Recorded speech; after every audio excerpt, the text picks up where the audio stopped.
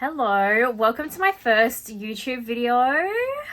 Today I'm going to be showing you how I make candy canes out of clay. I also use them to make these little cuties here.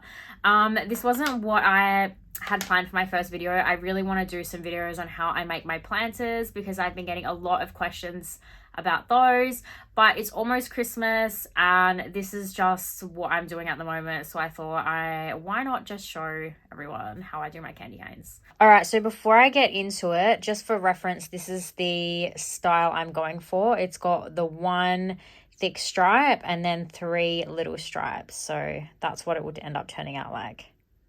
All right, so let's get into it. For this, I've used Sculpey Primo clay, and I've used it in the shades white, obviously, and cadmium red mixed with translucent. So it's probably about half red, half translucent. Obviously, you can use any color you want. I was tossing up between putting green in there or not, but I just decided to go with red, keep it simple, you know? All right, so as you can see here, I've got one big solid white noodle for the center, and then as I said before, it's one thick stripe with 3 thin stripes. So we'll do the pattern twice. So we've got 2 thick red noodles for the thick stripes, and then we've got 6 thin noodles for the 3 little red stripes, and then we have 4 thin white noodles and 2 long white noodles. The long white ones, I'm going to cut them in half because I actually need 4 of them. As you can see, the starting point is absolutely massive. That is because I am going to put it all together and then roll it out into lots of little tiny candy canes. So this size made about, I think it was 33 little candy canes and then 8 larger candy canes. So it makes quite a lot. So if you don't need that much, just make it smaller. As far as the exact size of the little clay noodles we've got there, it doesn't need to be an exact size as long as it looks proportionate to how you want it to look. So obviously if you want to have some big stripes and some little stripes, make some of the stripes, the clay noodles, bigger, make some of them smaller.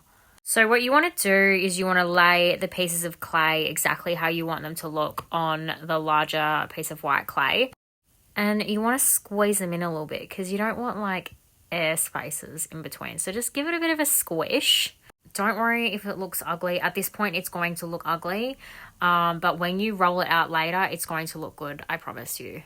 As you start to put the pieces of clay in, you'll know if you've made them the right size or the wrong size. If they're too big, just roll them out a little bit more. If they're too small, then redo them. But you really don't want there to be gaps, because once you start rolling it out, if there is spaces where there's air in there, it's not going to roll very well. All right, so I've done both sides now, and as you can see, now I'm just squeezing it together to make sure there's no air bubbles. There is some there, you might be able to see, but just squeeze it until they're gone and you're happy that it's all squished up together. And then we just want to neaten up the edges a little bit.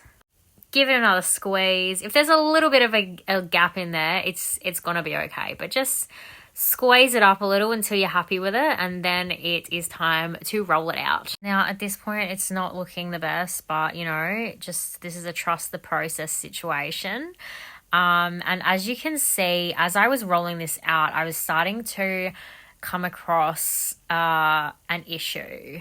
Now, I'm not sure if you can see that. I'm noticing it there as I'm rolling it, and that is that the white is starting to cover up the red, but that is okay. I'm going to show you how to fix it. At this point, I'm really starting to stress. I'm like, oh my God, how am I going to get this? How am I going to fix this? I'm wasting so much clay.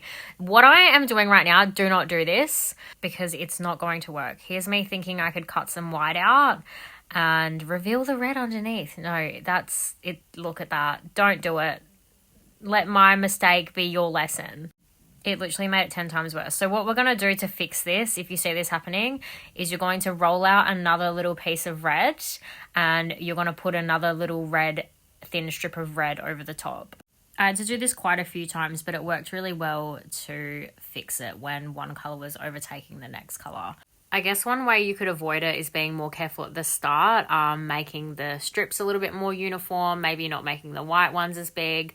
But to be honest, I just like to get right into it and then fix mistakes as I go along. So if you start to see this happening to yours, don't worry, it can be fixed. Just put another little bit of colour on it, roll it in, and you'll be all right. Trust the process, because honestly, it looks messy when it's huge, but as you roll it down into a little candy cane and twist it up, it's gonna look good. So just continue to roll it, and what I like to do is, as it starts to get smaller, I like to cut it in half, just so that I'm working with a smaller piece, because once you start to roll it out, it gets really long and then it gets really hard to roll it and keep it looking good. So I just cut it up and then just roll the pieces separately.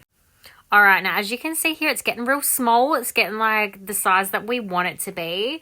Now what I would recommend before you start cutting it off into little pieces to make the candy cane is actually twisting it up while it's in a long piece, rather than cutting off your little candy cane pieces and then twisting it to make the twisted candy cane effect. I didn't do that at first, but as I sort of worked through, I started doing it because I found it easier to twist that way. So now it's real small. You can see how it looks quite good, and you can't really see the imperfections that you could see before when it was massive. So now I'm just cutting it down into little pieces to make my little candy canes. And there you have your little candy canes, guys. Honestly, I think these came out really good. And if you compare these to an actual real life candy cane, look, I'm just going to say it, I think these look better than a real candy cane. Anyway, that's it for the tutorial, guys. Thanks for coming along. I hope it helped someone.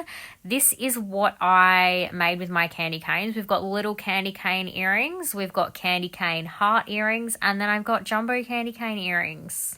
If there's anything else that you would like me to make a video about, please feel free to suggest it. Thank you for watching. Bye-bye.